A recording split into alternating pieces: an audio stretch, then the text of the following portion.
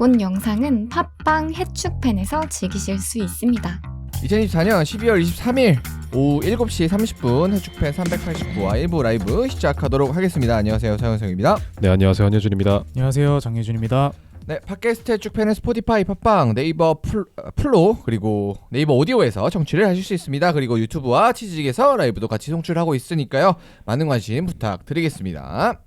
자, 그럼 오늘 오프닝 토크를 준비해봤는데 저희가 이번 주는 1부에 경기를 2개를 준비를 했어요. 그래서 네. 빠르게 오프닝 토크를 일단 넘어가야 됩니다. 그래서 짧게 준비한 게 맨체스터 소식을 준비했습니다.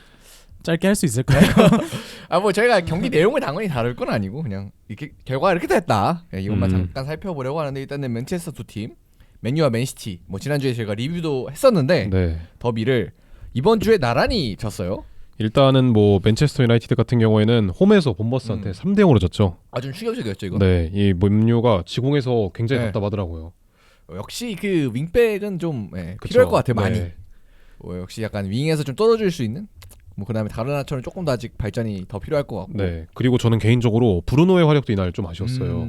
그렇죠. 근데 저는 그거는 좀 계속 이제 뛰고 있는 여파가 좀 있지 않나. 그렇죠. 그래요. 네. 브루노는 빠질 수가 없잖아요 지금. 근데 경기할 되게 때마다. 위치가 애매한 것 같아요. 2선으로 두자니 박스 안에서의 숫자가 없고 3선으로 두자니 좀 애매한 경향이 없지 않아 있고 이런 부분들이 있다 보니까 지공 상황에서 유나이티드가 지금 답을 못 찾고 있거든요. 어쨌든 간에 지금 가진 스쿼드 자원으로는 어쨌든 간에 성적을 내야 되는 상황인데 아모림이 어떤 선택을 할지 좀 지켜봐야 될 것 같습니다. 확실히 아모림이 처음에 왔을 때 했던 인터뷰 중에 이게 3-4-3이라는 포메이션보다 이 자신의 철학이 맨유에 입혀지는 게 먼저다라는 얘기를 했던 것 같은데 사실 아모림이 온 지 벌써 한 달이 넘어갔잖아요. 아 그래요? 거의 그렇죠. 한 달이 한 달이 넘나? 한 달이나 됐어요. 나 한 3주 한 2, 3주 된 줄 알았는데. 입스위치전이 11월 25일에 했거든요. 지금 그렇구나. 12월 23일이니까 벌써 한 달째예요.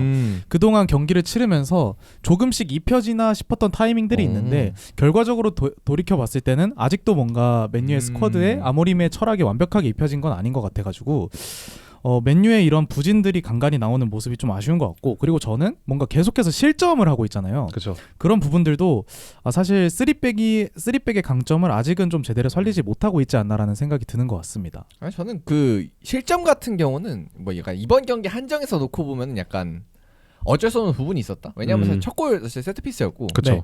그리고 세트피스에 먹히고 계속 본머스의 수비를 뚫어내지 못하다 보니까 이제 두 번째 골 먹히고 거기서부터는 이제 돌이킬 수 없는. 세 번째 골은 뭐 거의 그냥 이건 뭐 경기 내용이나 이런 거에 관계없이 그쵸. 그냥 역습으로 네. 먹힌 거니까. 그래서 첫 번째 골을 먹혔을 때 뭐 먹히는 건 먹힐 수 있는데 그걸 뚫어내지 못하고 득점을 결국 해내지 못했다는 게 좀 더 큰 문제가 아닐까, 수비보다는. 근데 저는 약간 역설적으로 이건 정배였다. 지금 본머스 몇인지 아시죠? 네, 본머스 지금 5위인가? 본머스가 빌라, 맨시티, 뉴캐슬보다 위에 있어요. 지금 거의 5위에 있기 챔스권이에요, 때문에. 지금. 반면 맨유는 지금 물론 이 경기가 반영된 성적이긴 네. 합니다만 13위거든요. 사실 13위 대 5위의 대결, 이건 5위가 이기는 게 아무리 이제 홈이라도 크게 뭐 이변은 아니었다라는 생각도 드는 것 같습니다. 이번에 프리미어리그가 만약에 챔피언스리그나 유로파에서 좋은 성적 거둬서 개수 잘 따내면은 챔피언스리그까지 그렇죠. 진출할 수 있는 순위권이에요. 본머스 챔스. 네, 그만큼 사실 본머스가 좋고 뭐 그쵸. 그런 건 이제 있겠습니다만 그 다 감안해도 이제 홈에서 0대3 패배는 조금 그쵸, 그렇죠. 네. 팬들 입장에서 받아들이기가 좀 어려웠겠죠. 맞습니다. 그래서 좀 맨유는 확실히 이 스포팅과 단적으로 비교를 해봐도 좀 부족해요, 스쿼드가 많이. 네. 윙백에 쓸 자원들도 좀 부족하고, 그다음에 센터백에 좀 발빠르게 커버해줄 선수도 좀 부족하고, 뭐 그리고 페드로 곤잘베스까지 그렇게 약간 윙어와 약간 공격형 미드필더 중간 그쵸, 네. 그런 선수들도 부족하고. 저는 근데 계속 언급하지만 윙백이 가장 좀 중요한 것 같아요. 어쨌든 간에 측면 자원에서 폭을 벌려주고 거기서 좀 라인을 당겨줄 수 있는 선수가 필요한 것 같은데 지금 있는 자원으로는 확실히 그런 네, 안 되죠. 축구가 안 된다라는 생각입니다. 그래서 빨리 또 거의 이제 얼마 안 남았죠, 이적 시장. 네. 일주일 그렇죠. 안으로 또 다가왔기 때문에 맨유가 좀 발빠르게 움직이지 않을까 싶습니다. 그리고 다음 이제 맨시티로 넘어가면 여기도 좀 영입 얘기를 뭐 할 수밖에 없겠죠. 이 패배로 뭐 이 패배 전에도 그렇고 이 패배 이후에도 그렇고 일단은 빌라를 만났고 2대1로 패배를 했습니다. 스코어는 2대1이었지만 막판에 그냥 한 골 따라간 거라서 이거는 그냥 졌다고 봐야 될 것 같아요. 제가 충무위키에 이렇게 간간히 오게 된 지도 벌써 2년이 다 돼가거든요. 근데 맨시티 얘기를 이런 식으로 매주 했던 적이 기억이 전혀 나질 않아요. 맨시티가 그동안 뭐 계속 우승했으니까. 이번 주에도 빌라에게 2대1로 패배를 했는데 지금 벌써 순위가 6위까지 떨어졌거든요. 이거는 사실 맨시티 팬들에게는 사실 펩 부임 이후에 처음 겪는 일이 아닌가 싶습니다. 6위면은 이제 유로파, 그다음에 뭐 어떻게 FA컵이 잘못되면 이제 컨퍼런스까지 갈 수 있는 그런 성적인데 뭐 당연히 이제 여기서 끝나진 않겠지만 맨시티가. 근데 어쨌든 6위라는 숫자를 찍어 보는 것만으로도 좀 충격적인 숫자긴 하죠. 그렇죠. 일단은 제가 생각하기에 이 시티의 가장 큰 문제점은 이번에도 중원. 네. 중원에서의 모든 부분이 지금 다 삐걱거리는 모습이 나오거든요. 특히 전방 압박을 가져갈 때나 아니면은 소유권을 잡고 있을 때 소유권을 빼앗긴 상황에서 역압박을 가져갈 때 너무 효율적이지 못하다 보니까 수비 라인이 조금은 공격진과 1대1로 직면하는 상황들이 좀 많은 편이에요. 그러다 보니까 시티 입장에서는 계속해서 좀 답답한 상황이 나오는 것 같아요. 확실히 제가 지난 맨체스터 더비였나요? 언제 리뷰를 할 때 그런 얘기를 했었죠. 이제 오마카세라고 쳤을 때 가니슈만 너무 많다. 근데 오늘 같은 경우에는 코바치치와 리코로이스가 3선을 구성을 했는데 네. 물론 코바치치가 부상 복귀한 것 자체는 나쁘지 않은 부분이겠지만 그렇죠. 맨시티 전체적으로 봤을 때는 여전히 좀 수비형 미드필더가 중심을 잡아줄 선수는 없다고 여겨졌거든요. 그래서 이번 겨울 이적 시장에 막 수비맨디 같은 선수들의 이름이 네. 나오고 있기 때문에 이 부분에 대한 보강이 확실히 이루어져야 될 것 같습니다.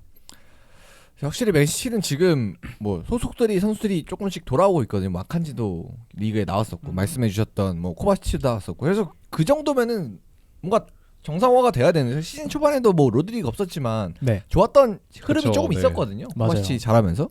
네, 코바치치 돌아왔는데도 그다음에 아칸지가 있음에도 네, 워커를 이번에 뺐음에도 45분 만에 다시 투입하긴 했지만 그랬음에도 좀 결과가 안 좋았다 보니까 그다음에 완전히 그냥 노림수에 당했거든요. 그렇죠. 빌라는 거의 그냥 원래 우리가 다 예상하던 대로 네네. 박스 시키고 했다가 역습 한 방 이걸 노리고 나왔는데 와킨스가 없는 빌라한테 졌다는 게 조금 타격이 좀 많을 좀 크게 있을 것 같습니다. 요새 와킨스 폼이 좋지 않지만 빌라 얘기를 좀 해보자면 모건 로저스가 요새 정말 잘하잖아요. 너무 잘하죠. 오늘서도 그러고 보니까 맨시티 네, 이슈죠. 그렇죠. 네. 뭐 세리머니를 하긴 했는데 그다음에 솔직히 모건 조스는 없을만해요. 약간 그쵸, 그런 네. 로열티, 충성심 아니면 뭐 좋은 기억 그냥 버려진 거니까 사실. 사실 뭐 네.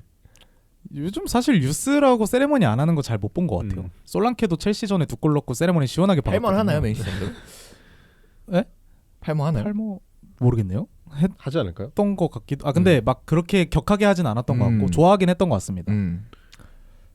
어쨌든 간에 공을 잡고 전진하는 과정에서 이것도 되게 맨시티의 중원 문제점이 계속해서 드러났던 게 그냥 뛰니까 못 막더라고요. 네.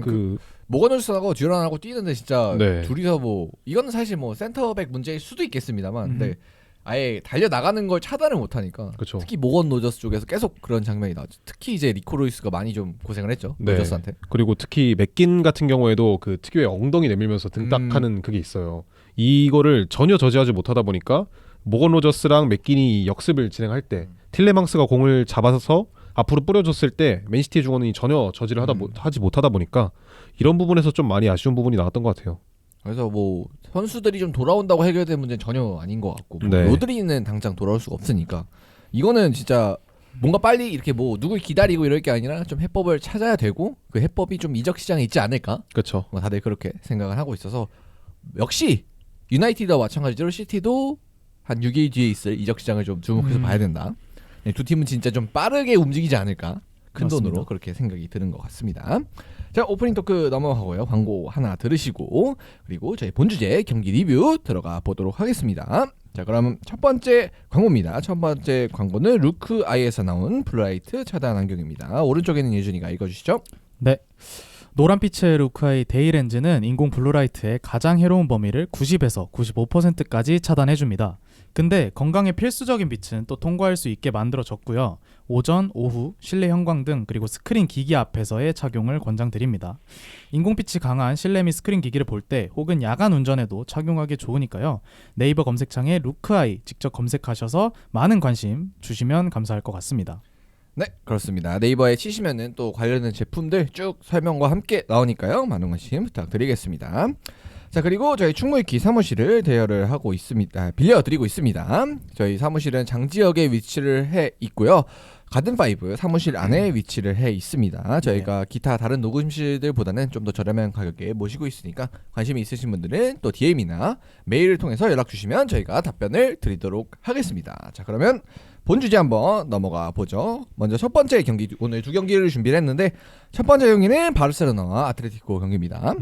네, 사실 저희가 프리미어리그 경기 위주로 다루다 네. 보니까 타리그 경기를 다룰 일이 많이 없는데 이렇게 간헐적으로 다루면 할 얘기가 꽤 쌓여 있거든요. 그래서 저도 이번에 준비하면서 뭔가 하고 싶은 얘기가 좀 네. 많았어요. 근데 이게 오랜만에 하는 리뷰기도 하고 또 할 얘기가 많다 보면은 좀 급해지더라고요. 그래서 좀 천천히 한번 해보도록 하겠습니다. 뭐 일단은 이 두 팀이 일단 라리가에서는 지금 우승을 다투고 있는 뭐 네. 두 팀이기도 하고 물론 이제 레알까지 껴줘야 되겠지만 이제 지금 레알 살짝 이제 올라갔다 내려온 상황이니까. 그렇죠. 그래서 이 두 팀이 가장 좀 핫하게 붙는 매치업이었고 그리고 이제 아틀레티코가 계속 연승을 쌓아오고 있으면서 바르셀로나 원정을 떠났기 때문에 좀 주목을 받았었죠. 맞습니다. 그래서 선발 라인업부터 살펴보자면 먼저 바르셀로나는 올 시즌 큰 폭의 로테이션 없이 좀 시즌을 치르고 있습니다. 이게 뎁스 이슈도 좀 있겠지만 이날 역시 전반적으로는 주전 라인업을 가동했고요. 하지만 좀 단점도 있었는데 최근 부상에서 돌아왔던 야말이 또다시 발목 부상으로 네. 결장한 점이 좀 아쉬운 포인트였죠. 그래서 이선이 하피냐, 가비, 페르민으로 구성되었고 베티스전에서 퇴장당했던 한지 플릭 감독이 이번 경기에서도 징계로 인해서 빠져 있는 상황이었습니다. 뭐 일단은 바르셀로나는 이제 야말 빠진 게 좀 네, 타격이 있었겠죠. 네. 그리고 AT 마드리드 같은 경우에는 바르셀로나에 비해서 결장자가 한 명도 없이 베스트 11을 가동할 수 있었습니다. 알바레즈와 그리즈만을 중심으로 4-4-2 포메이션을 가동했고요. 좀 주목해볼 만한 점은 갤러거와 시메오네가 양측 미드필더로 나왔다는 것, 그리고 공식전 11연승의 상승세 속에서 이번 바르샤 원정을 맞이했다는 것, 이 정도로 꼽으면 좋을 것 같네요. 요새 아틀레티코 마드리드가 되게 잘하고 있는 이유 중에 하나가 저는 이 호세 히메네스가 안 다친다는 점이거든요. 그렇죠. 원래 되게 유린 몸이에요, 호세 히메네스가. 그렇죠. 근데 이번에 아마 피지컬 코치를 새로 데려왔을 겁니다. 그 음. 아틀레티코 마드리드가. 그러면서 좀 호세 히메네스가 그 피트니스 관리 쪽에 있어서 좀 긍정적인 부분이 있었던 것 같아요. 그렇죠. 이번 경기에서 어쨌든 간에 부상으로 막판에 빠지긴 했습니다만 전반기에 거의 안 다쳤다는 점이 아틀레티코 마드리드의 상승세 요인 중에 하나이지 않을까 싶습니다. 뭐 그리고 이제 더해서 옆에 있는 랑글레도 네. 뭐 바르셀로나 팬분들은 약간 믿으시지 아, 못할 그쵸. 수도 있겠지만 꽤나 준수하게 좀 해주고 있기 때문에 맞아요. 뭐 센터백 조합이 뭐 아틀레티코답게 좀 단단하게 버텨주고 있는 AT라고 할 수가 있겠죠. 그럼 맞습니다. 경기로 들어가 보면 좋을 것 같아요. 그냥 화면 바꾸면 될까요? 아니면 좀 이따 가야 돼요? 네, 천천히 바꾸도록 네, 하겠습니다. 먼저 전반전 포인트부터 살펴볼 건데 사실 선제골이 터지기 전까지는 바르셀로나가 압도적인 경기력을 보여주었습니다. 이것이 저는 바르셀로나와 알레티의 게임 플랜이 어느 정도 네. 맞물리면서 생긴 결과라고 생각이 들어서 먼저 시메오네가 선택했던 게임 플랜부터 살펴보도록 할게요. 이제 화면 바꿔주시면 될 것 같습니다. 네. 여기 보이시는 것처럼 시메오네 알레티는 4-4-2 베이스의 라인업을 가져왔습니다. 이전까지 시메오네 알레티는 11연승의 상승세 속에서 선수들의 컨디션도 상당히 좋았던 상황이고요. 특히 이렇게 두 줄 수비에 그치지 않고 적절하게 전방 압박을 섞어주면서 재미를 본 경기들도 많았습니다. 하지만 이날 경기에서는 전방 압박보다는 보이시는 것처럼 4-4-2 지역 방어를 좀 선택을 했거든요. 뭔가 우리가 알던 좀 더 전통적인 그렇죠. 아틀레티코 마드리드의 모습과 좀 비슷했죠? 그렇죠. 그래서 이런 식으로 보수적으로 접근하다 보니까 조금 저는 전반전이 어려워지는 그런 시작점이 되지 않았나라는 생각을 해보았습니다. 여기 보시면은 좌우 간격을 좁히면서 상대의 중앙 전개를 막아내고자 했던 알레티였는데 이것이 바르셀로나의 부담을 줄여주는 선택이 되었습니다. 바르셀로나의 약점이라고 보면은 이제 뒷공간 리스크가 있다는 것일 텐데 크죠? 이런 식으로 뒷공간 리스크를 자신들이 포기를 하다 보니까 바르셀로나가 별 무리 없이 하프라인까지 전진할 수 있었고 상대 측면 미드필더의 수비 가담으로 인해서 양 풀백도 부담 없이 공격 가담을 할 수 있었습니다. 저는 이런 4-4의 수비가 사실 뭐 전통적으로 이제 바르셀로나 같은 점유를 하는 팀을 상대로 막아낼 수 있는 가장 쉬운 카드이긴 합니다만 맞습니다. 요즘은 거의 안 쓰잖아요. 사실 4-4-2를 하더라도 좀 더 이제 블록을 앞으로 오히려 라인을 약간 리버풀처럼 앞으로 가져가는 게 좀 대세인데 좀 대세랑은 좀 다른 선택을 했네요. 그렇죠. 이게 엘클라시코를 본 분들은 알겠지만 바르셀로나가 이제 상대 전방 압박이나 역습에 부담을 느끼면은 풀백을 좀 보수적으로 운영하는 모습을 네. 보여줬거든요. 근데 이날 같은 경우에는 여기 보이시는 것처럼 발데와 쿤데가 좀 더 부담 없이 공격에 가담하는 모습을 보여줄 수 있었기 때문에 이 부분과 좀 대조적인 상황을 이뤘다고 보시면 좋을 것 같고 아무래도 윙어들이 공격수 다 내려가 있으니까 네. 막아야 될 사람이 없죠. 그래서 바르셀로나가 스스로 자신들의 전술에 대한 부담감을 좀 느끼게끔 알레티가 자신들의 장점을 살리는 그런 전방 압박을 시도했으면 좀 더 좋지 않았을까라는 아쉬움이 들었던 선택이었습니다. 제가 생각하기에 아틀레티코 마드리드가 이런 접근을 가져간 거는 일단 어쩔 수 없는 부분도 있어요. 아틀레티코 마드리드가 최근에 전방 압박에서 좀 재미를 봤다고 하더라도 맞아요. 바르셀로나의 후방 조직이 어찌 되었든 완성도가 굉장히 높기 때문에 쉽사리 전방 압박을 나갔다가 뒷공간을 내주면 안 되고 거기다가 이 미드필더가 2명으로 있는 지금 4-4-2 구조잖아요. 그러다 보니까 강하게 전방 압박을 가져가면은 페드리, 가비, 카사도를 활용해서 중원 숫자 9위를 계속해서 누릴 수 있는 바르셀로나이기 때문에 아무래도 조금은 로우 블럭을 통해서 초반에는 이 바르셀로나의 공격을 막고자 했던 것 같습니다. 맞습니다. 그나마 아틀레티코 마드리드가 이런 식으로 수비 라인을 굉장히 두텁게 구축을 하고 박스 안에서도 상당히 좀 수적 우위를 가져가다 보니까 바르셀로나가 파상 공세를 펼치는 와중에서도 꾸역꾸역 막아내곤 있었는데 어찌됐든 실점을 하기도 했고 이렇게 라인이 낮다 보니까 자신들이 가져가는 역습의 퀄리티도 상당히 떨어졌거든요. 그래서 바르셀로나의 약점인 뒷공간 공략에도 결과적으로 실패를 했기 때문에 이 경기 초반에 보여줬던 시메온의 이런 선택들이 결과적으로는 경기가 잘 풀리지 않는 원인으로 좀 작용을 했다라고 보시면 좋을 것 같습니다. 뭐 그래서 전반전 같은 경우는 거의 바르셀로나만 공격을 계속하고 맞아요. 알레티는 거의 뭐 없었던 것 같아요. 그렇죠. 장면이. 맞습니다. 그래서 그럼 알레티만 못했던 것이냐? 그건 또 아니거든요. 바르셀로나가 어떤 부분을 잘했는지 살펴보면은 바르셀로나는 보이시는 것처럼 2-3-4-1 정도의 전형을 구축했습니다. 여기서 발데가 좀 더 공격적으로 올라가고 페르민이 안쪽으로 들어오면은 3-1-5-1 정도로 보셔도 무리가 없는데 이런 전형을 구축함으로써 아틀레티코 마드리드의 이런 4-4-2 지역 방어를 좀 공략하려는 모습을 보여줬고요. 이때 보이시는 것처럼 카사도, 페드리, 가비로 이어지는 역삼각형의 중원이 굉장히 좋은 화력을 보여줬거든요. 특히 페드리와 가비 같은 경우에는 메짤라 같이 움직이면서 상대의 포켓 공간을 공략하려는 움직임을 보여주었고 미드필더진이 수적으로는 앞서지 못할지언정 질적 우위를 가져가다 보니까 상대와의 중원 싸움에서 우위를 점할 수 있었습니다. 여기서 페드리 같은 경우에는 사실 탈압박, 키패스, 수비 가담, 득점까지 이게 3선과 2선을 넘나드는 역할이 상당히 부담스러울 수 있었는데도 정말 MON급의 활약을 보여주었습니다. 뭐 일단은 뭐 바르셀로나 같은 경우는 준비한 대로 좀 잘 됐던 것 같고 그다음에 지금까지 뭐 준비를 해왔던 뭐 그런 것들을 그냥 보여줬다. 네. 뭐 뭔가 뭐 딱히 AT에 맞춰서 뭐 대응한다 뭐 이런 느낌보다는 그냥 자기 축구를 잘한 것 같아요 바르셀로나. 사실 한지 플릭 감독이 이렇게 빠져 있는 상황에서 저는 잘 모르겠어요. 이 부분을 평소 같았으면 바르셀로나가 카사도와 페드리를 더블 볼란치처럼 세우면서 빌드업을 시작을 하거든요. 근데 이날 같은 경우에는 지역 방어를 예상해서인지 페드리를 좀 더 한 칸 올려서 사용을 했단 말이에요.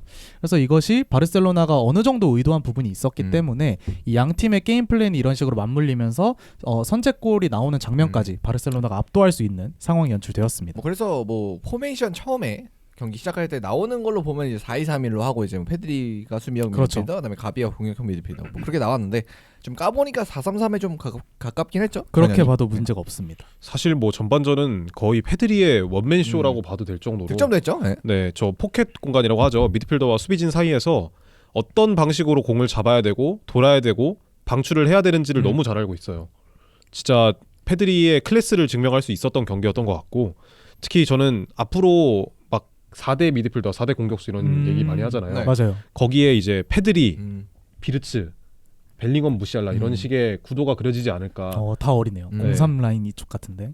딱 그 라인이 그려지지 않을까 싶을 정도로 페드리의 활약이 정말 뛰어났다라고 볼 수 있을 것 같습니다. 사실 득점 장면을 보더라도 아틀레티코가 되게 수비를 못했다고 여겨지는 장면은 아니었어요. 두 줄 수비를 완벽하게 구축해 놓은 상황에서 공간을 잘 내주지 않고 있었는데 페드리와 가비가 이제 상대 라인 사이에서 적절한 드리블 돌파를 보여주다 보니까 순간적으로 열린 공간이 있었고 그 공간에서 한 번의 찬스를 페드리가 마무리했기 때문에 사실 페드리의 전반전은 완벽했다라고 보시면 좋을 것 같습니다. 그 가비 어시스트는 의도했다고 보긴 좀 어렵겠죠? 받아놓다 보니까 네. 페드리가 약간 근데 가비 0.9골이죠. 아니 그걸 진짜 의도하고 줬으면은 진짜 가비 바로 월클 가는 건데. 그렇습니다. 네, 뭐 그건 아니. 어쨌든 좀 운이 따르긴 했지만 그래도 맞습니다. 연계를 잘 돼서 페드리가 득점을 하긴 했죠.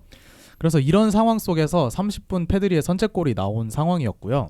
그 뒤에는 이제 시메오네가 위기감을 느꼈는지 약간의 플랜 수정이 있었습니다.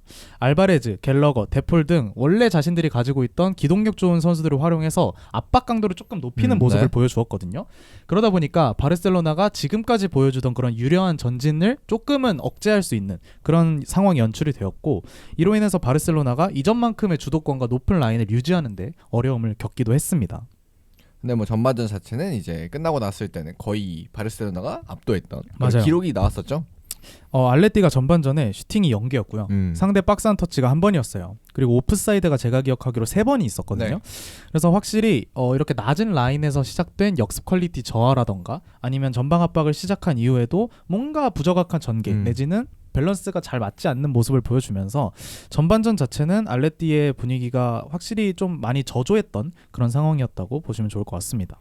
그래서 전반전에 이렇게 차이가 많이 나서 이거는 후반전에 어떻게 뭐 반전이 있을까 하고 물음표가 나와 약간 머리에 떠오르는 그런 상황이었는데 느낌표로 바꿔놨죠, 시메오네가. 그렇죠. 그래서 이제 후반전 얘기를 해볼 건데, 사실 양상 자체는 크게 다르진 않았지만 결론부터 말하면 무한 역습 전개 그리고 체력 싸움이 좀 더 후반전에 펼쳐졌습니다. 근데 여기서 아틀레티코가 막 되게 잘하진 않았어요. 근데 네. 어찌됐든 시메오네가 적절한 변화를 통해서 자신들의 밸런스를 찾고 반전을 꾀한 점을 좀 뽑아보도록 하겠습니다. 우선 이날 뽑았던 아틀레티코의 변화 3가지를 좀 찾아보았는데, 첫 번째로는 갤러거의 포지셔닝 변화입니다. 우선 갤러거가 후반전에 들어오면서 갤러거와 데폴의 자리를 바꿔주었는데요. 갤러거가 중앙으로 이동하다 보니까 페드리에 대한 견제를 강화할 수 있었고, 갤러거의 전진선을 네. 활용해서 카사도와 수비진에 대한 압박도 지속적으로 가져갈 수 있었습니다. 그리고 교체를 통해서 계속해서 에너지 레벨을 유지했던 점도 좋았던 것 같은데, 이날 시메오네가 총 3번의 교체를 단행했거든요. 이제 52분에 히메네스를 빼고 비첼이 들어왔고, 62분에 시메오네와 갤러거를 빼고 몰리나와 코케를 투입시켰습니다. 마지막으로 73분에 그리즈만과 요렌테를 빼고 세르로트와 르노르망이 들어왔는데, 이를 통해서 이렇게 빡센 트랜지션 상황 그리고 중원 싸움이 이어지는 상황 속에서 에너지 레벨을 어느 정도 유지할 수 있는 그런 교체 카드를 잘 사용했다고 보여지고요. 반면에 바르셀로나는 부상자가 적지 않기 때문에 이렇게 경기 막판으로 갈수록 체력적인 문제가 좀 드러냈거든요. 그래서 이런 후반전 양상 속에서 아틀레티코의 이런 선택들이 주요하게 작용했다고 보시면 좋을 것 같습니다. 뭐 확실히 포켓 공간이 계속 공략을 당하다 보니까 뭐 후반 들어서 이제 약간 3백 같은 뭐 그런 형태를 맞습니다. 띄면서 좀 공간을 막으려고 했던 게 어쨌든 수비 부분에서도 뭐 이게 완전한 성공을 거뒀다기엔 좀 바르셀로나가 참스를 많이 잡긴 했죠. 그래도 뭐 실점을 억제는 했으니까 네. 전반보다는 좀 상황을 좋게 좀 타개를 한 것 같네요. 여기 보이시는 화면이 이제 변화 3번째인 포메이션 변화인데요. 우선 62분에 몰리나와 코케가 들어오면서 시메오네가 4-4-2와 5-3-2를 혼용하는 모습을 보여줘요. 이때 이제 오른쪽 풀백이었던 마르코스 요렌테가 오른쪽 미드필더로 이동하거나 아니면 오른쪽 풀백으로 계속 왔다 갔다 하면서 5-3-2와 4-4-2를 계속해서 왔다 갔다 하는 모습을 보여주었고, 이를 통해서 상대 메잘라에 대해 1대1 매치업을 가져갑니다. 또한 하프 스페이스에 대한 견제를 우선적으로 가져가다 보니까 전반전에 보여주던 페드리와 가비 그리고 투입됐던 올모의 이런 활약들을 어느 정도는 견제해줄 수 있었어요. 게다가 5백을 가져가면서 측면폭을 막았잖아요. 그렇다 보니까 상대 풀백의 전진도 어느 정도 함께 견제해줄 수 있었고, 이제 세르로트의 투입 이후에는 알바레즈가 좌측면에 가담을 하면서 보이시는 것처럼 여기 4번 보시면 네. 5-4-1 형태를 가져가기도 했거든요. 아무래도 세르로트가 원톱으로서 경합을 가져가주는 장면도 있었고, 알바레즈도 수비 가담이 뛰어난 선수이다 보니까 이런 식으로 확실히 바르셀로나 원정을 떠나서 1대1을 지키기만 해도 우린 좋다라는 스탠스를 좀 보여줬던 시메오네였습니다. 뭐 확실히 이 4-3-3이라는 전형을 막기에는 이제 5-4-1이라는 게 특효약이긴 하죠. 뭐 맨시티를 상대로 정말 수많은 팀들이 사용을 했던 그 전술이기도 하고, 그래서 뭔가 발전 과정, 뭔가 바르셀로나의 4-3-3을 막기 위해 팀들이 뭔가 지금까지 쭉 해왔던 거를 좀 답습하는 약간 그런 옛날 거를 하나씩 빼먹는 그런 느낌이 있어요. 원래 4-4-2로 막다가 맞아요. 뭐 이제 더 발전해서 5-4-1로 가고 막 뭐 5-3-1로도 막았던 팀들도 있고 그러니까, 그래서 약간 시메오네가 본인이 축적해온 경험을 이 한 경기에 좀 쏟아 부은 게 아닌가, 네. 그런 느낌이 들었습니다. 그래서 정리하자면 후반전의 아틀레티코도 사실 스탠스 자체가 크게 바뀌진 않았어요. 4-4-2가 뭐 포메이션의 어느 정도 변화가 있긴 했습니다만 기본적인 스탠스 자체는 원정길을 떠나서 더 이상 실점하지 않겠다라는 스탠스가 있었는데 사실 달라졌던 점은 후반전에 펼쳐졌던 그런 계속되는 역습 상황 그리고 중원 싸움에서 자신들이 교체 카드와 체력적인 우위를 보여줬다는 것이 있었고 그리고 그걸 바탕으로 한두 번의 역습을 딱딱 성공시키다 보니까 아틀레티코가 불리한 상황 속에서도 확실히 역전에 성공할 수 있었던 발판이 되었습니다. 아무래도 최근에 후반전에 좀 변화를 가져가면서 승점을 가져오는 빈도가 많은 시메오네거든요. 이번 경기에서도 어떻게 보면은 백파이브 선택을 통해서 조금 더 앞으로 치고 나갈 바르셀로나의 안정성을 더했고 결국에는 세를로트 투입으로 인해서 한 방을 또 노릴 수 있는 이 포인트까지 보여줬다는 모습을 보면은 시메오네가 최근에 교체 카드를 굉장히 잘 가져가고 있다라는 그렇죠. 생각이 듭니다. 그렇다면 후반전을 바르셀로나가 완전히 압도당했냐? 그건 또 전혀 아니었습니다. 후반전 역시 바르셀로나는 일방적으로 주도권을 잡고 있었다고 볼 수 있는데 지공 역습에서 기회를 많이 만들었고 오히려 득점과 가까운 기회를 후반전에 더 많이 만들어냈습니다. 그래서 후반전 스탯을 한번 살펴보면은 점유율이 68대 32까지 벌어졌고요. 슈팅이 13번, 유효 슈팅이 5번, XG 값이 2.35에 달했습니다. 그래서 빅찬스를 5번 만들었는데 문제는 빅찬스 미스가 또 5번이었어요. 그래서 결과적으로는 바르셀로나 이런 결정력 문제가 결국 후반전에 또 발목을 잡으면서 역전패까지 이어졌다고 보시면 좋을 것 같네요. 최근에 레반도프스키가 또 좋았다가 좋지 못하죠. 맞아요. 그런 부분을 생각해보면은 아무래도 득점 부분에서는 라민 야발이 그렇게 큰 영향력을 끼치진 못하나 어쨌든 간에 찬스 메이킹 부분에 있어서 라민 야발의 부재 이로 인해서 하피냐가 우측으로 이동하는 점이 바르셀로나에게는 조금 아쉬운 부분인 것 같아요. 사실 알레티의 후반전 XG 값이 0.63이었거든요. 근데 네. 딱 두 번의 기회, 그 데폴과 세를로트의 두 번의 기회를 다 살렸잖아요. 반면에 바르셀로나 같은 경우에는 레반도프스키, 페드리, 뭐 하피냐, 올모 이렇게 다 결정적인 찬스들을 한 번씩은 다 잡았어요.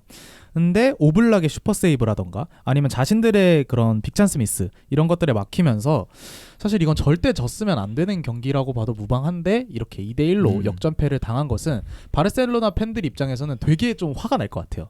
사실 첼시와 에버튼 경기를 또 제가 봤기 때문에 저렇게 내려앉은 상대를 못 뚫는 게 얼마나 빡치는지 알거든요. 그렇죠. 근데 심지어 바르셀로나는 이기고 있던 경기를 뒷방 맞고 네. 역전패까지 당했으니까 이거는 너무나 좀 치명적인 패배가 아닌가 싶습니다. 사실 내용적으로 보면은 바르셀로나가 이기는 게 좀 당연해 보이는 그런 내용이긴 했는데 뭐 사실 축구가 그렇지만 골을 못 넣으면 뭐 아무리 그냥 찬스가 많고 아무리 점유율이 높아도 의미가 없다는 걸 새삼스럽게 다시 한번 좀 깨닫게 되는 경기가 아닌가. 맞습니다. 그래서 뭐 그냥 이거는 아틀레티코가 집중력이 더 좋았다라고밖에 네. 그렇죠. 정리할 수가 없겠죠. 이게 어떻게 보면 축구라고 볼 수 있죠. 뭐 농구나 이런 게임이었으면은 진작에 네. 바르셀로나가 전반전에 끝낼 만한 경기력이었는데 축구는 어쨌든 간에 결국 득점을 기록해야 되는 스포츠다 보니까 이런 부분에 있어서 시메오네가 좀 잘 영리하게 한 것 같습니다. 그래서 경기에 대해서 다 살펴봤는데 최근 바르셀로나만 살펴보면은 리그 1승 2무 4패에 빠져 있거든요. 그래서 이런 부진의 원인이 뭐냐라고 궁금해서 제 바르셀로나 친구한테 한번 물어봤어요. 그래서 3개 정도 딱 꼽아주더라고요. 우선 야말의 부상 이탈로 인한 창의성 부족. 뭐 이거는 그리고 뭐 말씀해주신 것처럼 레반도프스키를 비롯한 공격진의 폼 저하, 이렇게 득점력 저하가 또 문제가 되고 있고 마지막으로 이제는 파괴되고 있는 오프사이드 트랩. 사실 이 경기만 봐도 데폴과 세룰로트의 두 골 모두 자신들의 그런 높은 라인으로 인해서 리스크를 안았던 것이 실점으로 이어졌던 거거든요. 그렇죠. 그래서 이렇게 한지플릭의 이런 옵사이드 트랩을 어느 정도는 조금은 유동적으로 가져가야 되지 않겠냐라는 얘기도 해주었습니다. 저는 개인적으로 추가하고 싶은 거는 너무 쓸놈쓸이 심해요. 쓰는 선수만 계속 쓰는 것 같아가지고 특히 카사도 같은 경우에는 뭐 좋고 나쁘고의 활약을 떠나서 너무 좀 많이 과분하게 기회를 받는 듯한 느낌이 있거든요. 맞아요. 뭐 프랭키 더용이라든지 아니면 뭐 다른 선수가 됐든 이런 선수들을 좀 적극적으로 기용을 하면서 체력적인 부담도 같이 덜어줘야 되는데 이 부분에서 좀 아쉬운 모습이 드러난 것 같습니다. 너무 쓰는 놈만 쓴다. 네. 맞아요. 사실 챔스라던가 컵 대회를 보더라도 크게 로테이션을 돌리질 않아요. 네. 물론 이게 어느 정도 주요 포지션에 부상 선수들이 있기 때문인 것도 있겠지만 바르셀로나의 뎁스를 생각했을 때 이것보단 더 로테이션을 돌려야 된다고 저도 생각을 하거든요. 근데 이런 결정적인 상황에서 사실 체력적인 이슈로 패배를 당한 거잖아요. 그런 부분들이 사실 바르셀로나 팬들 입장에서는 아쉬운 점으로 뽑을 수 있겠죠. 뭐 그리고 저는 이 득점력 부분에 있어서는 확실히 이 공격진의 개개인 퀄리티가 아무래도 우리가 기억하는 바르셀로나보다는 지금은 좀 떨어져 있는 상황이 아닌가. 뭐 그렇죠. 일단 뭐 하필 잘하긴 하는데 사실 득점력에 있어서는 거의 바르샤 수준에서는 조금 떨어지는 선수기도 하고 뭐 라민 야말은 이제 없고 그다음에 레반도프스키는 사실 아직도 잘하는 게 이상한 거거든요. 그러니까 그렇죠. 지난 시즌까지 약간 이레귤러였던 거죠. 이번 시즌 초까지만 해도 네. 너무너무 잘하고 있었죠. 그래서 그게 약간 지금 나이에 말도 안 되는 거였지. 사실 언제 좀 폼이 떨어져도 그다음에 잠깐 이제 부침을 겪어도 안 이상하기 때문에. 그리고 이제 그거에 더해서 있는 게 아니 그렇게 저렇게 아저씨가 열심히 하고 있는데 그 교체를 안 해주고 그냥 계속 때려박는 게 경기에 그게 맞나 싶기도 하고. 네. 그래서 사실 지난 엘 클라시코 리뷰를 하면서 제가 바르셀로나한테 한번 반했거든요. 이게 너무 좀 색깔이 확고하고 맞아요. 매력적인 선수들이 포진해 네. 있는 축구를 하는구나라는 생각이 들어가지고 바르셀로나가 정말 유력한 리그 우승 그리고 챔스 우승 후보라고 생각을 뭐 했었는데 그때까지만 해도 사실 그 뒤로 이제 말씀드렸던 이런 세 가지 문제점이 터지면서 한 차례 좀 위기가 확실히 온 것 같아요. 그래서 한지 플릭 감독이 지금은 징계로 좀 벗어나 있지만 돌아왔을 때 어떤 식으로 이 위기를 타개 나갈지도 상당히 중요한 포인트인 것 같고 역으로 이 경기에서는 아틀레티코 마드리드의 저력을 또 확인할 네. 수 있었습니다. 확실히 진짜 저력이라고밖에 설명할 수가 없네요. 맞습니다. 알레티가 공식전 12연승을 기록하게 되었고요. 리그로 좁혀봐도 7연승을 달리고 있어요. 그래서 정말 파죽지세의 기세라고 봐도 좋을 것 같은데 리그 1위 승점 41점에 오르면서 우승 경쟁에서 유리한 고지를 선점한 만큼 사실 정말 중요한 승리를 따냈다고 봐도 좋을 것 같습니다. 제가 앞서서 그 교체를 통해서 좀 이번 시즌 재미를 보고 있다라고 언급을 드렸었잖아요. 좀 자료를 찾아보니까 이번 시즌 교체 자원 득점 모드리그 1위 11골 그리고 75분부터 90분 사이 최다 득점 14골 거기다가 거기다가 75분에서 90분 사이 최소 실점. 그러니까 이 후반전 막판에 굉장히 강하다는 모습이 계속해서 나오고 있죠. 뭐 확실히 그냥 집중력이 좋다라고 뭐 정리할 수도 있고 그리고 네. 더 가자면은 좀 체력적 준비가 다른 팀에 그렇죠. 비해 좀 월등하게 잘 되지 않았나. 그렇죠. 사실 부상자가 좀 많이 없는 것도 긍정적으로 작용하고 있는 것 같고 기억을 더듬어 보면 지난 시즌에는 이제 레알 마드리드가 교체 자원을 통해서 후반 마드리드라는 별명이 있었던 것 같은데 이번 시즌에는 AT 마드리드가 극후반 마드리드가 아닌가라는 생각이 들 정도로 정말 이 정도면은 정말 강력한 우승 후보로 떠오르지 않았나라는 생각이 들 정도로 바르셀로나보다 경기가 앞섬에도 불구하고 지금 승점이 높거든요. 그 정도면은 확실히 리그 우승 경쟁에 불을 지폈다고 말해도 과언이 아닌 것 같습니다. 근데 아틀레티코 마드리드 같은 경우에는 어쨌든 이 하비 갈란이 이번 시즌 굉장히 중요한 역할을 맡고 있거든요. 이 좌측 사이드백이지만 이 정발 사이드백을 쓰는 게 굉장히 오랜만이에요.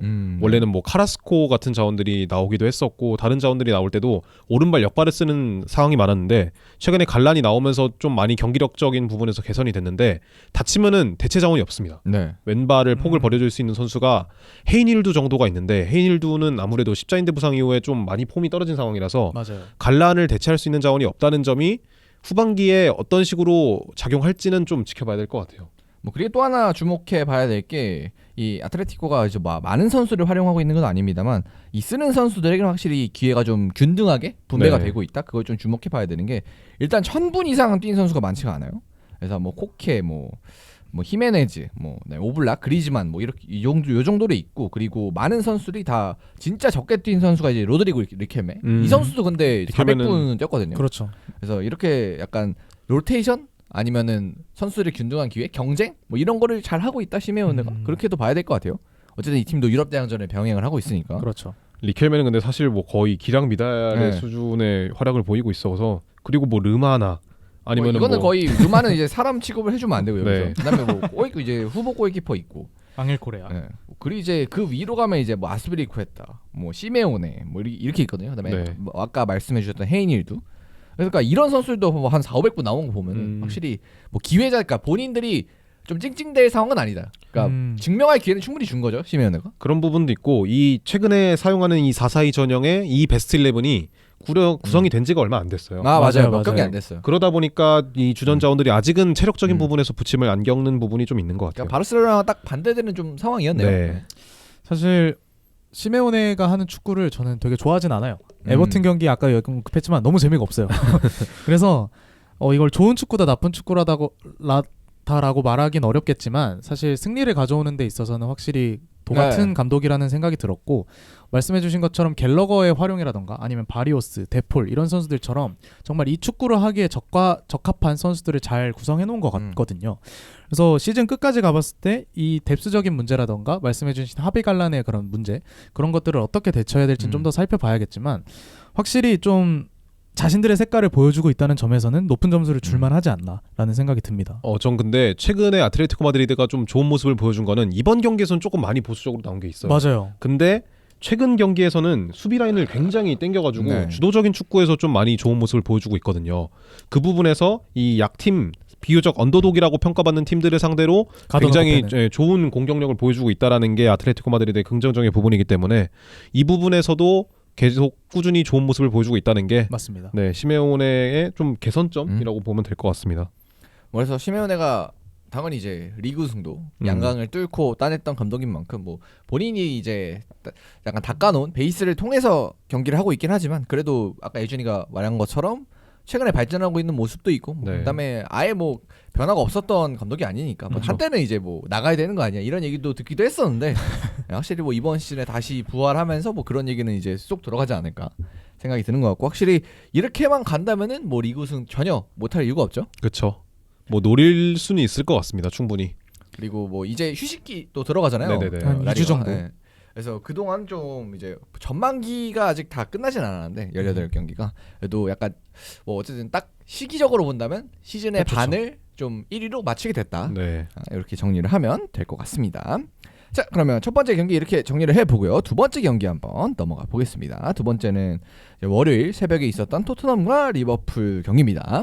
이것도 사실 토트넘이 3골을 넣긴 했습니다만 토트넘이 뭐 3골을 잘해서 넣었다. 뭐 보긴 어려웠고 반면 리버풀은 6골이나 득점을 했잖아요.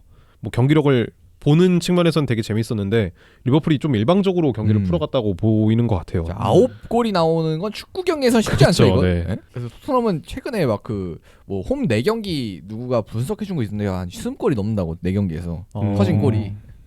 네, 그 정도로 이제 요즘 야구팀이네요. 토트넘은 좀 득점이 많이 나오고 있다. 그렇게 보시면 될 것 같습니다. 네, 일단은 뭐 라인업부터 살펴보면 토트넘 같은 경우에는 주중에 유나이티드와 했었던 리그컵과 동일한 선발 라인업을 네. 꺼냈어요. 일단 이거부터가 조금은 문제가 있다고 볼 수가 있겠죠. 체력적인 부분에서. 근데 뭐 사실 어쩔 수 없는 부분도 있긴 하잖아요. 네, 아무래도 부상 자원들이 많기도 하고 벤탄쿠르가 이번 경기까지 징계로 네. 나오지 못하는 부분도 있고 이런 부분에 있어서 이런 선발 라인업을 가지고 왔다고 볼 수 있을 것 같고요. 리버풀 같은 경우에는 역시 토트넘처럼 주중에 리그컵이 있었습니다만 로테이션을 돌렸죠. 그럼으로써 휴식을 받았던 뭐 살라나 아놀드 같은 자원들이 네. 조금은 체력적인 부분에서 이득을 취한 채로 경기를 임할 수 있었고 루이스 디아스가 최전방에 나왔다는 점도 좀 주목해서 보면 될 것 같아요. 근데 뭐 정리를 해서 보자면은 경기 시작부터 좀 리버풀이 유리한 채로 들어갔다. 네. 이렇게는 봐야 될 것 같네요.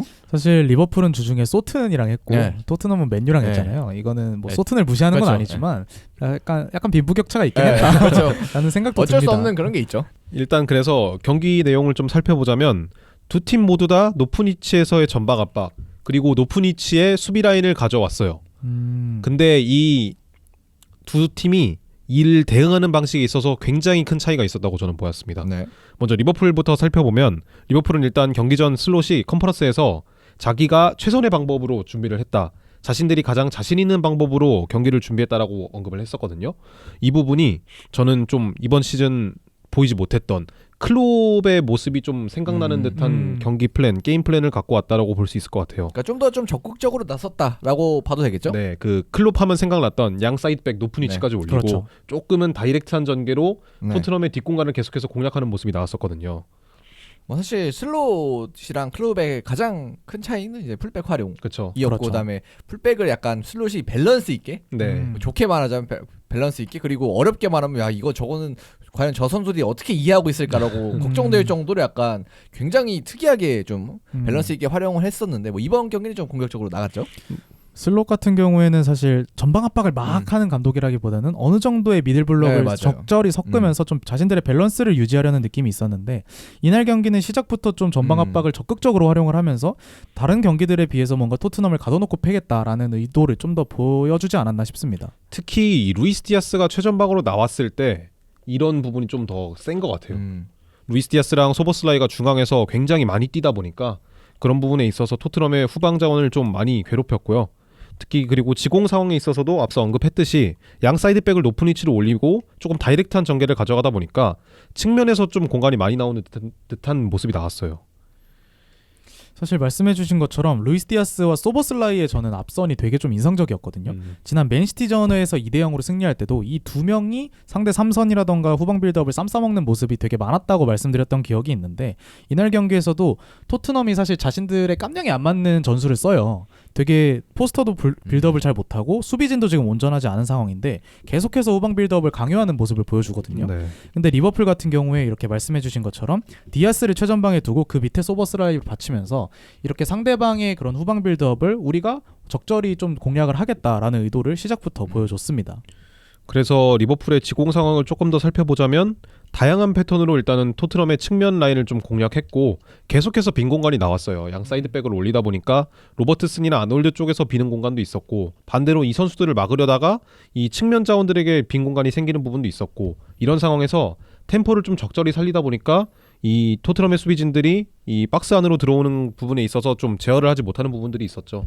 그래서 선제골이나 두 번째 득점 장면을 좀 살펴보시면 사이드백에게 공간이 좀 나서 좀 얼리 크로스를 통해서 바로 박스 안으로 투입하는 장면들이 많았잖아요.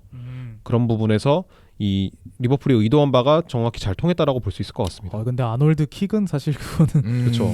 그거는 사실 처음에는 드라구신이 이 선수를 놓쳤다, 디아스를 놓쳤다라는 생각도 있었는데 그거는 리버풀이 잘하는 게 맞는 것 같더라고요. 네. 아놀드의 킥이라던가 아니면 소보슬라이와 디아스의 동시에 침투하는 그런 움직임이라든지 이런 부분에서 확실히 잘 준비되어 있는 그런 공격 패턴이지 않았나라는 생각이 들었습니다. 반면에 이제 토트넘을 살펴보면 토트넘 역시도 이번 경기에서는 조금 다이렉트한 전개를 선택하면서 리버풀의 측면 뒷공간을 노리려는 모습이 나왔어요. 이게 뭐 맨시티전도 마찬가지지만 리버풀 역시도 이번 경기에서 양 사이드백을 모두 높은 위치까지 올렸던 걸 고려해보면은 나쁘지 않은 선택이었어요. 근데 이제 문제가 있다면은 토트넘의 측면 자원, 네. 측면에 배치된 선수들이 이렇게 예를 들어 사이드백이 올라왔을 때 뒷공간을 이제 찢어버리는 뭐 라인에 타고 달려가고 뭐 이런 스타일이 아니었기 때문에 사실 그 점이 저는 제일 안타까운 부분이었거든요. 사실 손흥민도 저렇게 물론 이제 포스테코글루 체제에서는 계속 측면에 사이드라인에 붙어 있다가 들어오는 형태였지만 이번 경기도 결국 이제 사이드라인 뒷공간만 파다가 이제 약간 아놀드와 1대1에서 어려움을 겪고 약간 이런 게 그쵸. 있었거든요. 특히 근데, 네. 최근에 토트넘이 아치그레이를 센터백으로 쓰잖아요. 네. 맞아요. 그러면서 좌측 라인에서의 어쨌든 간에 공을 좀 돌리려는 모습이 있어요. 손흥민도 좀 내려서 사용을 네. 하고 뭐 제드 스펜스 같은 경우에는 뭐 우도기와 비슷한 역할이지만 어쨌든 볼줄기를 살리면서 좌측으로 전진하려는 모습이 나오는데 리버풀이나 뭐 지난 유나이티드전도 그렇고 굉장히 이 부분을 잘 알고 토트넘의 좌측 공간을 잘 압박하면서 어쩔 수 없이 드라고신에게 공이 향하게 하거든요. 네. 그러면서 이번 경기에서도 드라고신이 이 클루셉스키에게 롱볼을 전해주는 장면이 굉장히 많이 나왔잖아요. 그런 부분에 있어서 클루셉스키가 로버트슨을 상대로 신체적인 우위를 점할 수도 있었지만 클루셉스키가 이번 경기에서만큼은 좀 템포를 잘 살리지 못하는 장면들이 나오면서 토트넘의 공격이 좀 아쉬운 부분이 많았죠. 저는 개인적으로 그냥 두 팀의 수준 차이가 확실히 보였던 경기라고 생각이 들어요. 양 팀 다 전방 압박을 해주셨다고 말씀을 해주셨는데 네. 저는 토트넘의 전방 압박은 평소보단 조금 보수적이었다고 생각을 해요. 네. 이게 체력 이슈일 수도 있을 거고 아무래도 뒷공간에 대한 리스크도 어느 정도 감안을 했던 것 같은데 평소보다는 어느 정도 미들블럭을 형성을 하면서 지역 방어도 적절히 섞으려는 모습을 보여줬거든요. 근데 반면에 리버풀은 확실하게 전방 압박을 사용을 했고요. 근데 이렇게 대응하는 모습을 살펴보면은 리버풀은 확실히 지공에서 뭔가 약속된 플레이가 있다는 게 여겨졌거든요. 네. 온더볼을 가져가는 선수라든지 아니면 볼을 받으려고 오프 더 볼을 시도하는 선수들 이런 선수들 간에 확실한 조직력이 보여졌는데 토트넘 같은 경우에는 일단 상대 압박에 되게 허둥대는 모습을 보여줬고 말씀해주신 다이렉트한 전개라든지 뒷공간 침투 이런 부분에 있어서 그냥 어거지로 하는 듯한 인상을 저는 좀 받았어요. 뭔가 조직력으로 찍어 누른다기보다는 그냥 허둥지둥 하다가 우당탕탕 약간 이런 느낌이 좀 강했어가지고 토트넘의 이런 후방 빌드업의 고집이라던가 아니면 좀 전개 이런 부분에 있어서는 포스테코글루 감독이 이거는 게임 플랜보다는 그냥 전술적인 퀄리티 차이라고 저는 생각이 들어서 뭔가 조금 더 훈련을 하든지 좀 더 디테일을 살리든지 하는 좀 부분이 필요하지 않나 싶습니다. 재밌는 거는 포스테코글루는 이제 1년 반이고 슬롯은 반년이고. 반년도 안 돼. 네. 한 3개월이고 그게 좀 아이러니하죠. 좀 다이렉트한 전개 방식을 둘 다 가져갔다고 했는데 리버풀은 이걸 노린 거고 토트넘은 안 되니까 이렇게 한 거예요. 맞아요. 그러다 보니까 어쩔 수 없이 이 동료 자원들이 반응하는 부분에 있어서도 차이가 네. 있을 수밖에 없죠. 그래서 선수들이 경기하다가 이제 뭐 이리로 가라 절로 가라 뭐 음. 이렇게 줘라 저렇게 줘라 뭐 약간 소통 아니면 다르게 말하면 짜증 네. 이런 장면들도 좀 맞아요, 나오고 맞아요. 예. 그리고 동선도 겹치는 장면들이 꽤 많았잖아요 이번 경기에서. 네. 그런 부분들을 생각해 보면은 토트넘이 이번 경기에서 100% 준비됐다고 볼 수 없었다라는 생각입니다. 사실 포터 감독 시절에 그런 지적을 제가 되게 많이 했던 것 같아요. 뭔가 첼시한테? 공격 시에 부분 전술이라던가 네. 아니면 세부 전술에 있어서 지공을 풀어가는데 뭔가 디테일이 좀 아쉽다라는 얘기를 많이 했던 것 같은데 오늘 경기의 포스테코글루를 봐도 뭔가 지공에 있어서는 그렇다 할 패턴이 전혀 보이지 않는 모습 이런 게 많이 보여져서 사실 득점한 3골 모두 상대의 실수를 유발한다거나 아니면 전방 압박을 네. 한다던가 아니면은 이제 전환의 전환 그런 역습 과정에서 나왔던 골들이거든요. 이번 시즌 토트넘이 프리미어리그에서 가장 이제 많은 역습골을 기록하고 있고 아마 이제 이번에도 분명히 그 3골 중에 한 골 이상은 또 역습으로 기록이 됐겠죠. 그러니까 아마 10골이 이제 넘을 거예요. 역습으로만 기록한 골이. 근데 그래서 그러니까 뭔가 포스테코글루가 지향하는 축구는 이제 전방 압박을 통한 이제 압도적 점유를 통한 이제 상대를 그냥 완전 눕혀버리는 그런 건데 실상은 토트넘이 가장 역습을 잘하는 팀이다 프리미어리그에서. 그렇죠. 아이러니하죠. 네. 아 물론 이제 전방 압박을 해서 뺏어도 뭐 이제 역습이 될 수 될 수 있죠. 있죠. 아 이제 하이 레벨에서도 할 수 있으니까. 근데 그렇지만 그래도 이렇게 할 거면 좀 더 이제 지공의 디테일도 좀 첨가가 돼야 되지 않나. 그러니까 이게- 이렇게 막 하는 게 아니라. 네, 리버풀전을 제외하더라도 최근에 토트넘이 경기를 하면서 이 흔히 말하는 지공 플레이에서 득점을 기록한 게 기억이 나시나요 혹시? 안 나요? 거의 안 나잖아요. 진짜 안 나요. 네. 그리고 토트넘 자체가 이제 그 지공 상황에서 그러니까 오픈 플레이라고 하죠. 네. 흔히 말하는 그런 상황에 득점이 좀 적을 것 같아요. 한번 제가 찾아볼까요 기록을? 토트넘 같은 경우가 지금 봅시다. 네 이제 보고 있을게요. 네, 그래서 결국은 토트넘이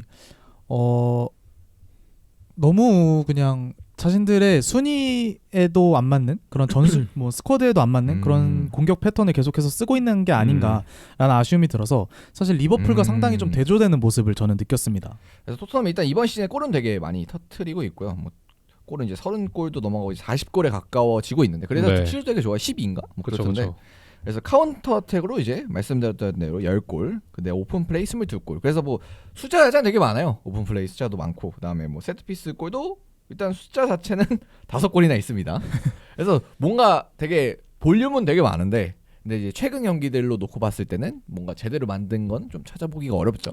그렇죠. 그리고 여기서 이제 말하는 카운터 어택은 되게 좀 깐깐해요. 그쵸, 네. 이 스탯 사이트에서 기록한 그래서 그렇죠. 뭐 예를 들어 아마 전방 압박에서 뺏어서 골을 넣어도 아마 카운터 어택으로 쳐줄 겁니다. 뭐 그런 점은 있다. 네. 네, 그래서 뭐 경기 내용으로 다시 돌아와서 후반전에 돼서도 토트넘은 근데 뭐 크게 뭐 이야기할 거리가 없는 게 그냥 똑같아요. 네, 그냥 똑같이 그냥 그대로 갖고 나왔어요. 여기 분석관이 제일 살기 편할 것 같아요. 워라벨 지릴 것 같은데 그냥 하는 것도 왜 경기 준비도 똑같아. 경기 중에 뭐 변화 뭐가 없어. 뭔가 분석하는 내용 뭐 우리가 뭐가 부족한지 그다음에 상대가 어떤 부분을 잘하고 있는지 맨날 똑같으니까 뭐 그냥 그래서 이게 문제입니다. 뭐 저게 문제입니다. 아 이렇게 하셔야 됩니다. 저렇게 뭐 맨날 뭐 그다음에 애초에 할 수 있는 것도 지금 많이 없고. 그래서 진짜 분석관이 좀 편하지 않을까 여긴. 네, 그래서 뭐 당연히 체력적으로 우위를 점하고 있는 리버풀한테 계속해서 밀리는 상황이 꾸준히 나왔어요. 그리고 리버풀의 공격진들은 앞서 언급했던 전환 과정, 토트넘의 수비진이 높았기 때문에 다이렉트한 공격을 전개하는 과정에서 너무나도 쉽게 득점을 기록하는 네. 모습들이 나왔죠. 이날 경기를 보면은 사실 활동량도 되게 돋보였던 것도 있었고 살라의 폼이 사실 저는 정말 가공할 만하다. 네, 이거는 그렇죠. 뭐 네. 말도 안 되죠. 지금 두 자릿수 이제 텐텐을 크리스마스 전에 뭐 최초로 달성을 하기도 했고 뭐 그리고 이제 홀란드를 넘어서 그쵸. 1위 단독 등극을 하기도 했고 네, 이날 토트넘의 매치업이 사실 아치그레이와 제드 스펜스가 살라를 막아야 되는 역할이었는데 사실 낮지 않은 그런 좀 하이 레벨의 상황에서 살라를 막는 게 되게 재앙에 가까운 모습을 네. 보여주었고 만약에 좀 안정적으로 수비 포지션을 잡고 있는다 하더라도 이날 살라가 막 2명 달고 슈팅 때리고 막 이랬잖아요. 그런 것처럼 이 어린 선수들이 막기에는 사실 살라라는 존재가 너무 거대했다라고 저는 느껴졌습니다. 뭐 이건 뭐 전술적인 그런 거보다는 이제 진짜 규격이야. 개인 능력의 좀 차이 어쩔 수 없는 뭐 그런 부분이 있었죠. 근데 저는 솔직히 제드 스펜스에게는 좀 그래도 박수를 괜찮다. 쳐도 되지 잘했죠. 않나. 네, 살라를 그래도 1대1에서 음. 꽤 잘 막는 모습이 나왔었거든요. 근데 이제 결국 이제 살라라는 선수가 그렇게 웬만큼 잘해서는 또 그렇죠. 제어가 안 되는 선수가 네. 1대1로 제어하는 거의 불가능하다고 봐야죠. 지금 거의 전 세계에서 가장 축구를 잘하는 폼을 가지고 있기 때문에 이대로 살라가. 끝나면 무조건 발롱도르 아, 받지 그렇죠. 않을까. 네. 네. 이러고 이제 뭐 리버풀 우승하고 뭐 챔피언스리그 좋은 선수 거두 그러면은 이제 그쵸. 당연히 1순위 후보가 살라가 되겠죠. 네. 이번 시즌의 살라는 사실 정말 완벽에 가까운 모습을 보여주고 있는 것 같은 게 이번 시즌은 뭔가 살라가 경기 안에서도 되게 돋보이는 네. 상황들이 되게 많았던 것 같아요. 이것들이 주변 동료들, 공격진이 활동량을 많이 가져가면서 살라를 잘 보좌해주는 것도 있겠지만 살라 자체의 폼이라던가 아니면 슬롯의 그런 전술적인 뒷받침 자체도 되게 좋은 것 같아서 이번 시즌 리버풀의 상당히 밸런스가 좋은 상황이다라고 보시면 좋을 것 같습니다. 네, 뭐 자연스럽게 살라 얘기를 조금 더 해보자면 이번 경기에서 2골과 2개의 어시스트를 야. 기록했고요.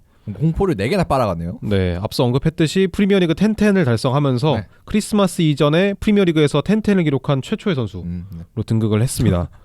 그리고 뭐 프리미어리그 스탯만 보면은 16경기 15골 11개 어시스트. 16경기에서 네, 경기 수보다 이제 공격 포인트가 많은 지점을 넘어섰죠 이제. 그렇죠. 그리고 리버풀 소속으로 229호 골로 이 빌리 리델이라는 선수의 228호 골을 제치고 리버풀 단독 득점 4위에 등극했습니다.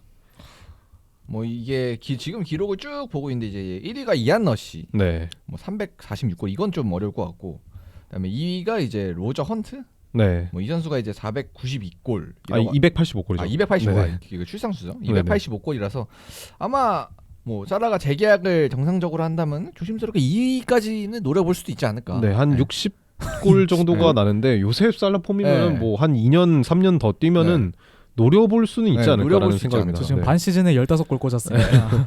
이번 시즌에는 이제 살라 같은 경우는 이제 앙리에서 또 20-20을 할 수 그쵸, 있을까. 네. 그다음에 20-20을 넘어서 뭐 예를 들어 25-25도 사실적으로는 지금 가능하거든요. 그렇죠.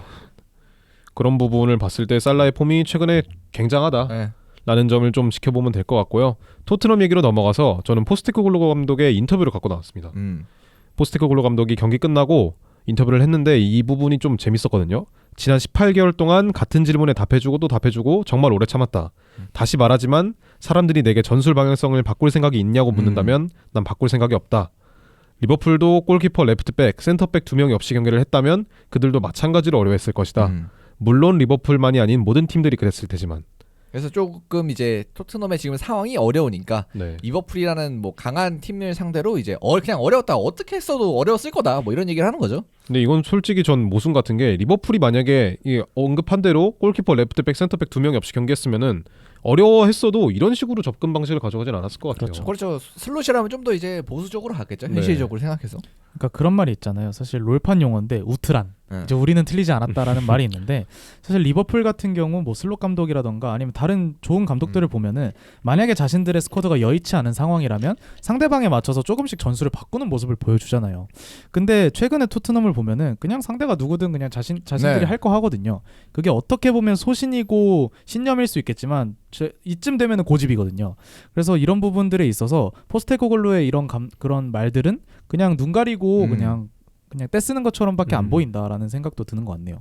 예, 어쨌든 전술이 물론 이제 우리가 하고 싶은 걸 하는 게 첫 번째일 수도 있지만 일단 프로팀이고 어쨌든 그쵸. 성적을 내야 되는 거에서는 우리 팀 선수들의 지금 있는 선수들에 맞는 전술을 최고의 전술을 그렇죠. 꺼내 드는 게 이제 감독의 역할이고 그래서 이제 뭐 감독의 철학이 있다면은 이제 그 철학을 맞추기 위해서 이제 선수들을 이제 구성해주는 또 구단의 능력이 최근에는 또 많이 주목이 되고 있는데 그러니까 지금 이제 상황이 그 축구를 하기 안 맞는데 그냥 거기다가 선수를 박아 넣는 게 이제 옳은 일인가 네. 아니면 이제 발전적인 방향인가 라고 생각해 봤을 때는 뭐 예를 들면 이제 이렇게 뭐 예를 들어 1년을 하고 2년을 하고 그러면은 뭔가 나아진다 뭐 이 축구의 선수들이 적응하면 최고의 경기력이 나올 수 있다 라면은 가치가 있는데 과연 그럴까? 왜냐면 사실 전 1년 전 이맘때쯤 토트넘이 약간 고꾸라지기 시작했을 때가 이맘때쯤이었던 것 같아요. 11월 넘어가고 12월 초 이렇게 되면서 막 우승 갑자기 얘기하다가 이렇게 쭉 내려갔었는데 뭐 메디슨 부상 당하고 하면서 그러니까 그때의 토트넘이랑 지금의 토트넘이랑 뭔가 발전이 됐을까? 물론 그때도 명단이 많이 빠져 있었습니다. 그래서 그냥 뭐가 발전했지? 1년이 지났는데. 그래서 물어보면 과연 포스테코글로가 할 말이 있을까? 그렇죠. 네. 그런 부분에 이런 있어서 의문이 들어요. 네, 그런 부분에 있어서 기자가 또 플랜 B가 필요하다고 생각하는지에 대한 질문을 했어요. 그랬더니 포스테코글로 감독은 그 질문에 뭐라 답해야 될지 모르겠다. 난 플랜 B나 C가 뭔지 모른다. 라는 식으로 언급을 했습니다. 난 무능하다. 이 얘기 아닙니까? 근데 BC 물론 이제 A만 갖고 하면 좋겠지만 근데 그쵸. 뭐 축구가 아니라 뭘 하든 B, C는 무조건 있어야 되는 거 아닙니까? 이거 안 되면 어떡하게? 좀 네. 많이 네. 근데 최근에 인터뷰를 좀 보면은 포스테코글루 감독이 전과는 다르게 조금 날이 서 있는 듯한 뭐 그런 문제에 얘기도 하지 걸렸어. 않나요? 나 호주인이라 비판당한다 뭐 네. 이런 얘기도 하고. 인종차별 당합니다.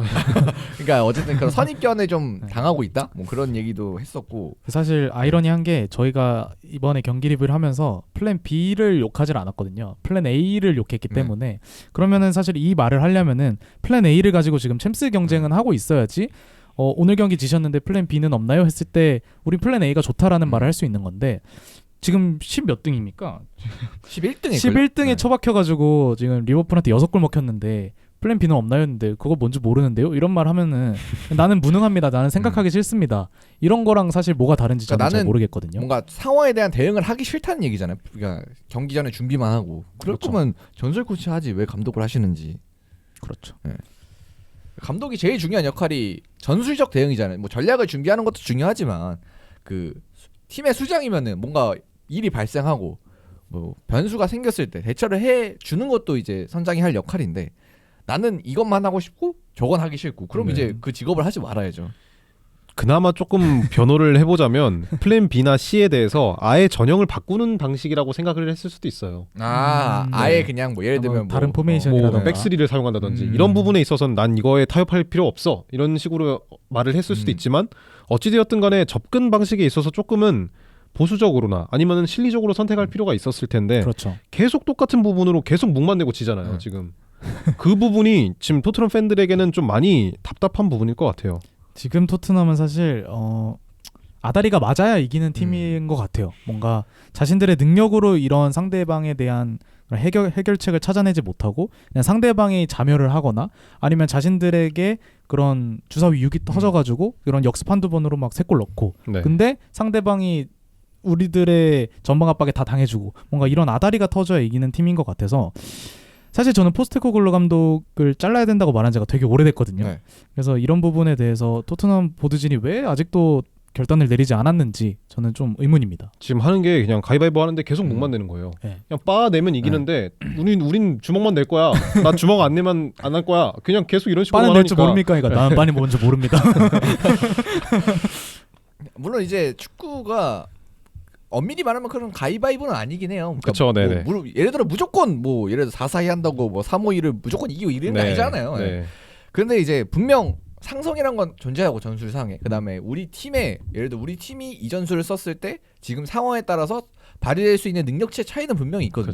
그렇죠. 뭐 예를 들어 모두가 4-4-2를 모든 팀이 4-4-2를 잘할 수 없고 모든 팀이 과르디올라식 3-2-4-1를 잘할 수 없고 뭐 그런 게 있잖아요. 네, 네. 근데 이제 그런 상황에 따른 대처를 안 하고 그냥 하나만 하다 보면 이제 본인의 팀이 가지고 있는 강한 능력을 발휘할 수가 이제 없는 거죠. 가위바위보로 치면 이제 하나 빼기를 하는데 다른 팀들이 예를 들어서 빠랑 묵을 네. 내서 전술 2개를 가져왔는데 우리는 묵만 2개를 내서 무조건 지는. 어떻게든 묵만 내는 그런 상황이 연출되지 않나 싶어서 참 네. 답답할 것 같습니다. 제가 토트넘 팬이면은 물론 이제 경질 얘기는 뭐 거의 없어요. 안 나오고 있고 일단 믿어주겠다는 네. 스탠스인 것 같아서 그래서 아마 뭐 진짜 뭐 강등구까지 가고 이러지 않는 이상 포스테코글루가 중간에 떠다니는 아무래도 지금 현재로선 없어 보이는 게 사실인데 참 이 상황 자체가 개인적으로 뭐 손흥민 선수를 가장 응원하고 좀 어쨌든 컨텐츠를 운영하는 입장에서 좀 중요하거든요. 그게 손흥민 선수가 어떻게 방향성이 되냐. 물론 이제 리그컵 상황을 갖고 어떻게 뭐 운 좋게 우승을 한다면 사실 그 전에 있었던 쭉 포체티노부터 시작해서 그 사람들보다 당연히 포스테코글루가 더 높이 평가를 받을 거예요. 근데 이렇게 해서 리그컵 우승 지금 되나? 네. 4강 상대 팀한테 홈에서 6골 먹혔어요. 그러니까 또 그거 2경기 해야 되잖아. 네. 한 경기 아다리로 이길 수 있는 그런 매치업이 아니기 때문에 또 그것도 있고. 그리고 손흥민 선수의 활용도도 뭐 이건 진짜 첫 포스테코글 부림하고 1라운드 때부터 나온 얘기인데 과연 손흥민을 이렇게 쓰는 게 이게 선수한테 맞나? 사실 손흥민 얘기 나와서 하는 건데 좀 보기 힘들었어요. 저는 그러니까 이번 이게 경기는. 뭐라고 해야 되나 윙포드잖아요 지금 포지션이. 그렇죠. 근데 이게 윙어라기보다는 약간 진짜 윙백. 진짜 그냥 미끼 역할이에요. 포스테코글루 감독의 그리고 내려오기도 너무 많이 내려가. 네. 체력도 너무 많이 써야 되고 그다음에 혼자 드리블 돌파도 해야 돼. 와서 빌드업도 해줘야 돼. 수비 가담도 해줘야 돼. 이게 너무 힘들 것 같아 진짜. 특히 최근 경기 같은 경우에는 제가 앞서 언급했듯이 그레이를 센터백으로 쓰면서 좌측에서 조금은 풀어가려는 움직임이 많아요. 네. 맞아요. 근데 포스테코글루 감독의 특징 중에 하나가 윙포워드를 그냥 터치라인에 벌려놓고 이 선수들을 끌어당기게끔 하는 거잖아요. 상대 선수들은. 그러다 보니까 손흥민이 그레이가 주는 패스를 받아서 지켜내고 좌측 사이드백의 네. 돌파를 도와주는 그런 장면들이 굉장히 많거든요. 그렇기 때문에라도 조금은 활약할 수가 없는 상황이지도 맞지 않나. 물론 이제 손흥민 선수가 1대1 막 그렇게 잘하면 좋겠죠. 네. 뭐 그릴리시나 뭐 아니면 사카라든지 이렇게 하면 좋겠지. 근데 그게 특장점인 선수는 또 아니잖아요. 그렇죠. 그래서 지금 뭐 당연히 소랑케도 잘하고 메디슨도 잘하지만 결국 토트넘의 가장 큰 에이스이자 주장인 손흥민인데 과연 손흥민을 그렇게 역할에 맞지 않게 버려두는 게 맞나? 뭐 근데 그거는 이제 뭐 다른 선수들한테 똑같이 또 적용은 할 수 있는 거죠. 사실 득점왕 시즌만 하더라도 리버풀전에서 손흥민 선수가 정말 잘했거든요. 그쵸. 역습이라던가 정말 잘했죠. 아니 그 득점왕 레이스를 펼치는 데 있어서 리버풀전에 했던 그 득점들이 되게 좀 값지게 작용을 했어요.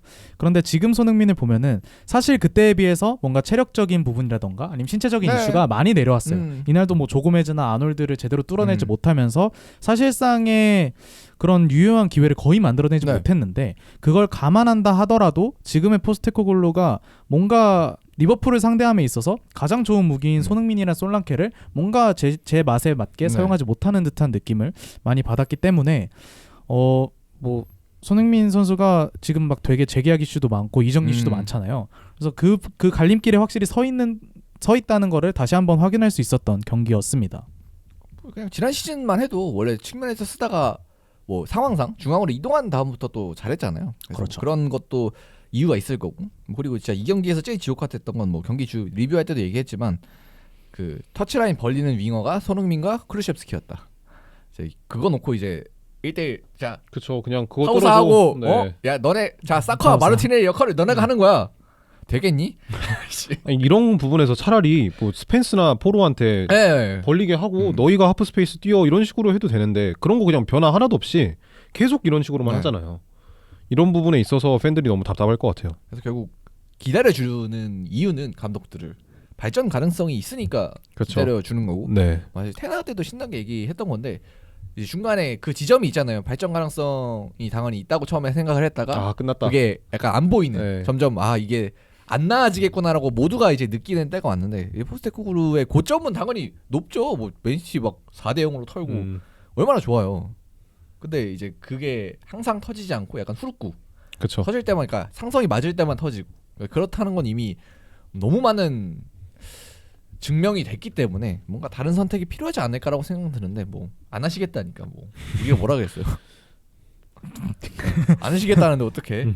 말하다 보니까 화가 나네. 근데 물론 이제 그런 건 있어요. 예를 들어 자 포스테코글루 자릅니다. 그럼 누가 할 거야 감독. 그러면 이제 또 할 말이 없긴 하죠. 사실 지금 나오는 얘기는 뭐 포터라던가 네. 뭐 아까 비판을 한번 하긴 했는데 뭐 그런 얘기가 나왔던 것 같고 그러니까 뭐 사실 메뉴 그러니까- 팬들은 네. 터나운 얘기도 하고 그러니까 압도적으로 뭔가 좋은 카드가 뭐 없긴 해요. 그다음에 그건 근데 사실 저는 의미 없다고 봐요.